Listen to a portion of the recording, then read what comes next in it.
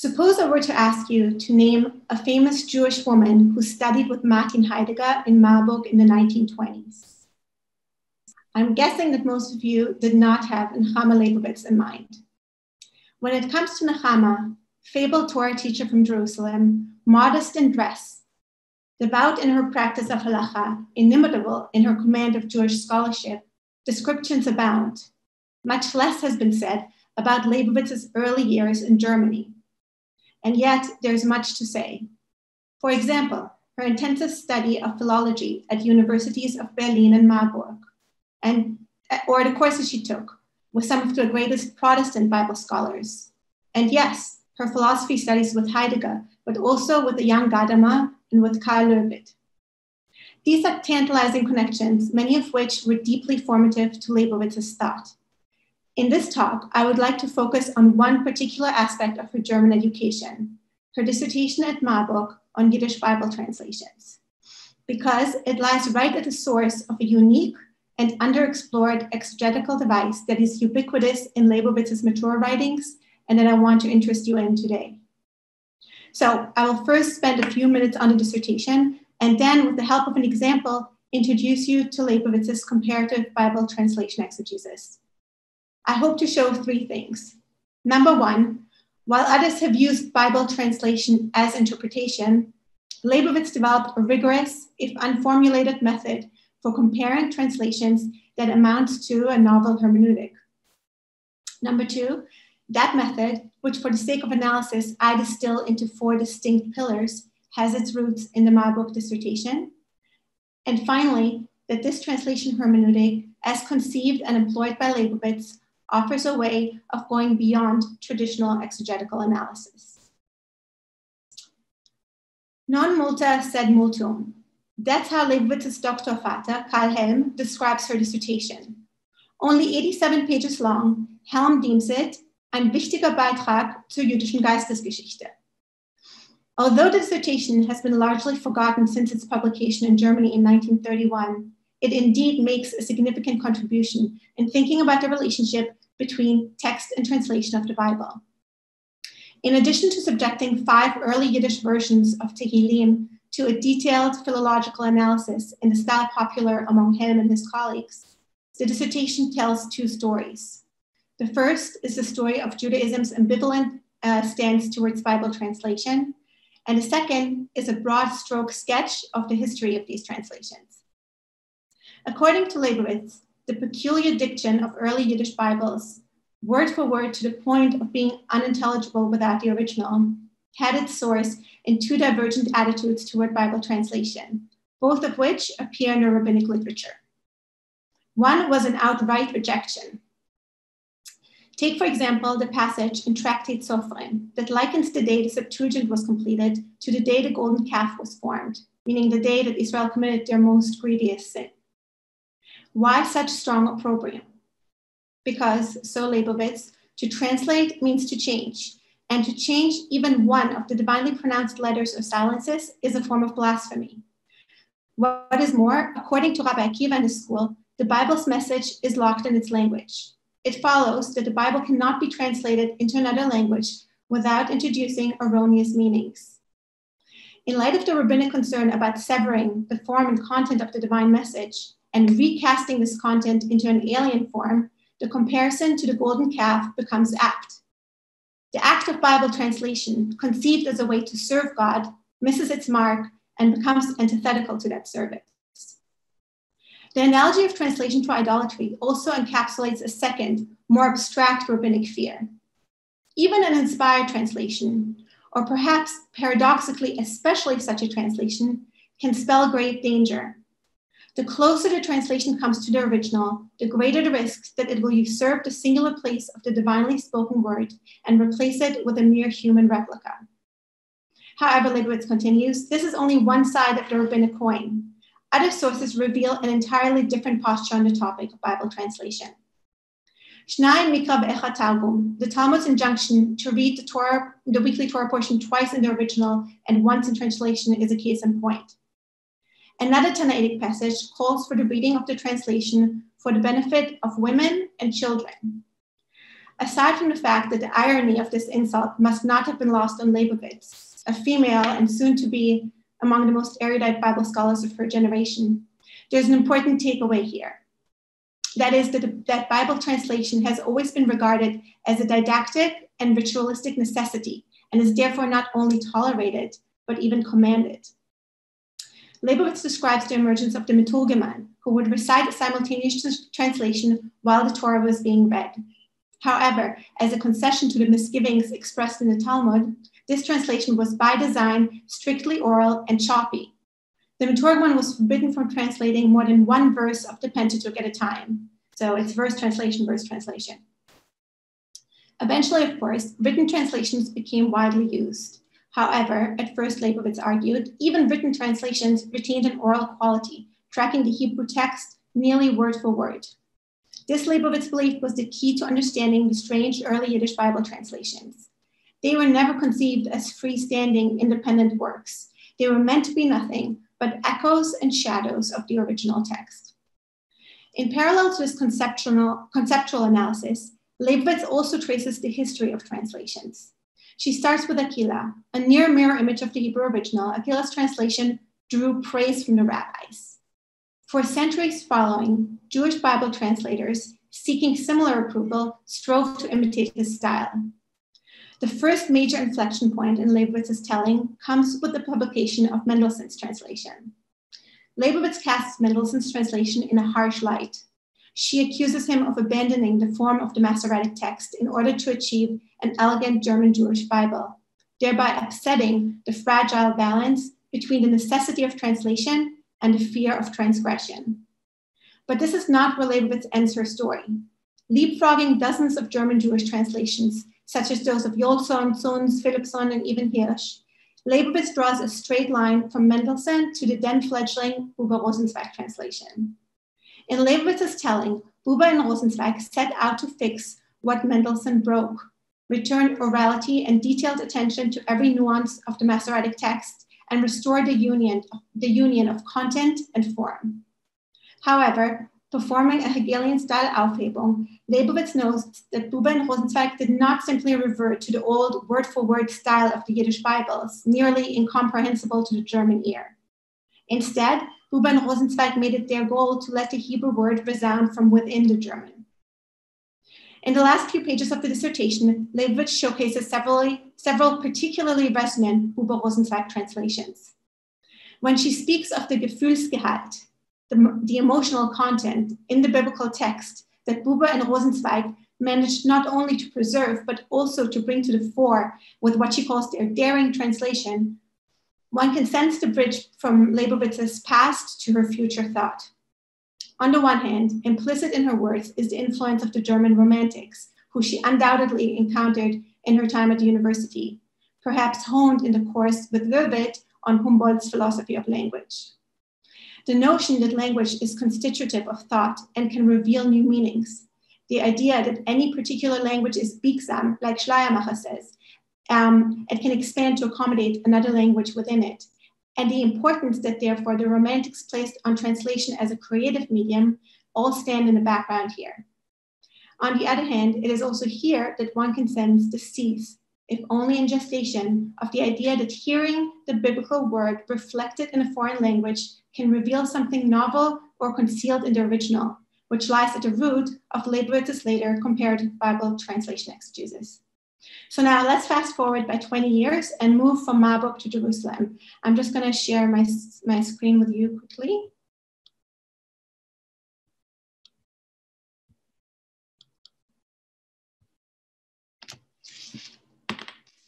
Okay, this is a classic example of Comparative Bible Translation Exegesis as it appears in Leibowitz.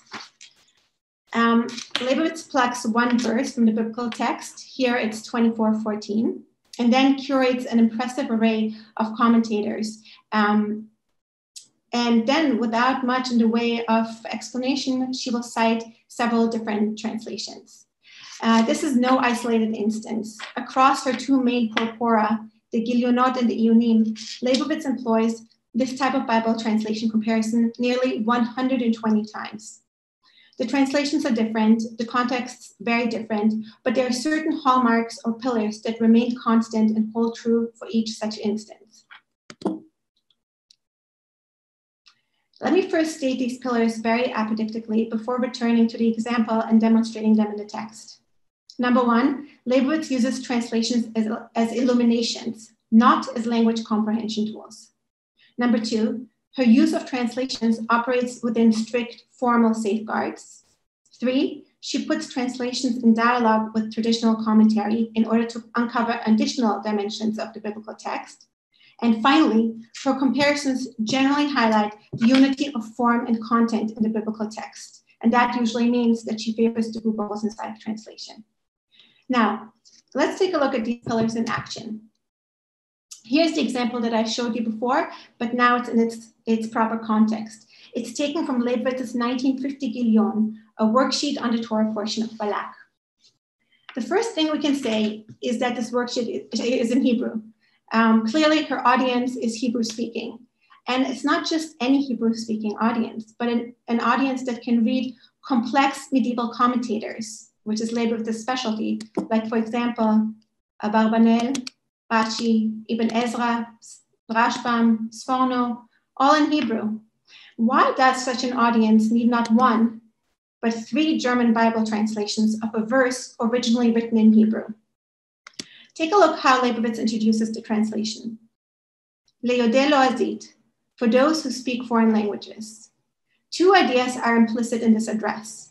First, the target reader is a Hebrew speaker. After all, the very invitation to consult the translations is formulated in Hebrew.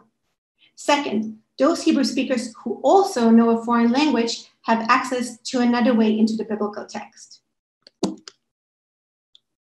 This dovetails nicely with Leibowitz's concept in the dissertation of translation as a didactic tool. These translations are not, as tradition would fear, a substitute for the Masoretic text. They are not for those who do not want to wrestle with the Hebrew. In fact, Leibowitz famously reprimanded students who brought translated Bibles to class. Rather, the biblical text in a foreign tongue can reveal something to us that even those who are truly versed in Hebrew cannot arrive at without recourse to the translations. This in itself, of course, is not that unusual. There's a long history of reading Bible translations as a form of interpretation. Think, for example, of how Rashi uses onkelos. But it is the way in which Leibowitz harnesses these translations that commands attention. We've already noticed the tension between the benefits and the dangers of translation that Leibowitz first developed theoretically at Marburg. Reading the dissertation, one may mistakenly assume that she was merely describing an arcane debate within the Jewish tradition. But an overview of her mature work with Bible translation shows her assiduously following in the footsteps of this very tradition. Whether for halachic or for formal reasons, Leibowitz abides by a set of ground rules that serve as a mechanism for reining in the translations and using them in a way that avoids their potential pitfalls. These safeguards closely echo the ones described in her dissertation. First, she never cites a translation without citing the Hebrew verse. Should a mistake find its way into the translation, the ever-present original will serve as a proof text. Second, she almost always uses translations comparatively to prevent any one single translation from appearing authoritative. Third, following the oral law's mandate, she does not cite more than one complete verse from the Pentateuch in translation. And usually, as it is here, it's only a fragment. A passage dismembered into small parts can never gain the independence required to eclipse the original text. So much for the dangers of translation. But what about the promised benefits? How exactly do foreign language translations elucidate the biblical text? To do justice to this question would require much more time than I've left, but let me offer a small taste by getting into the content of this example. A little bit of background. Balak, the king of Moab, has hired Bilam, the pagan prophet, to curse the Jewish people. Bilam tries his best, but all his curses turn into blessings. Balak is enraged and he dispatches Bilam, but before he leaves the scene, Bilam speaks a few words. Leibowitz begins, as she always does, by citing the Hebrew verse. In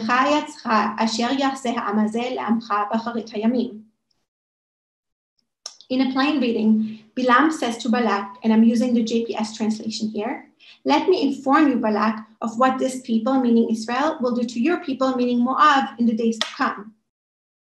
The Rebbe says, the word Yetzcha does not mean to inform. It means to give advice, Eitzah.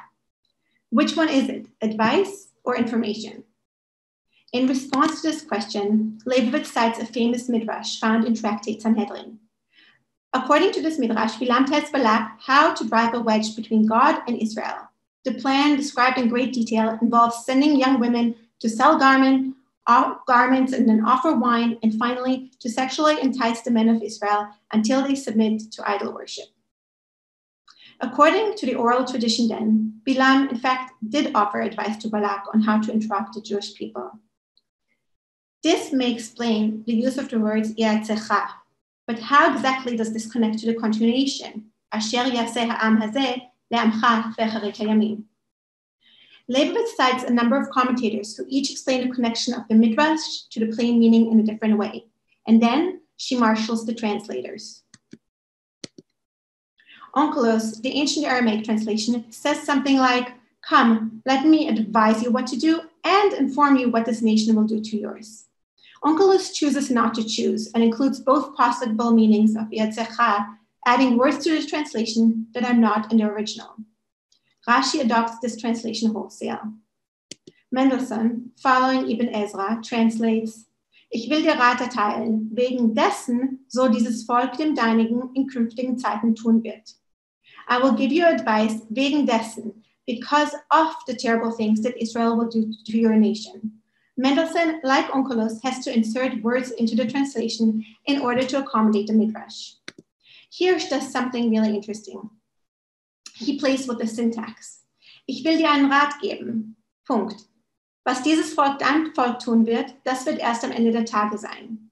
In this reading, he follows the interpretation of Rashbam and Sforno. By inserting a period into the verse and separating the two phrases, Hirsch implies that the two can be read as independent, unrelated ideas. Don't worry, Balak, about the terrible things that this nation will do to yours. That will only happen at the end of days. In the meantime, I want to give you advice on how to deal with them in the here and now. All these three translations interact with the commentators. With their renditions, they opine on which exegete they agree with the most.